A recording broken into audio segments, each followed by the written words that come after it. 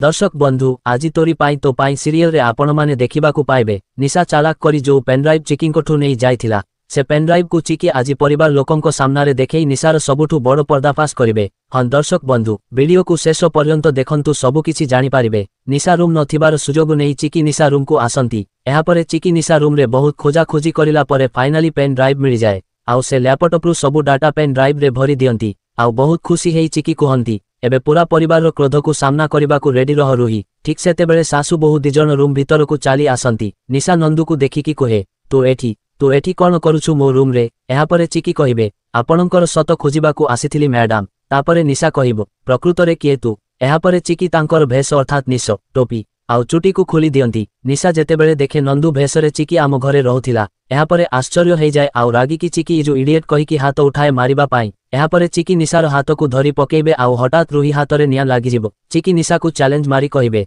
तोरी गेम रे मुन तते हरेबी रुही आज तोर एघरे शेष दिन। दर्शक बंधु आज चिकी निशार पर्दाफाश कौन करि पारिबे आपण मानकु कौन लागुछि आमकु कमेंट रे एस और नो लेखि जणैबाकू जमारू भी भूलिबेनी।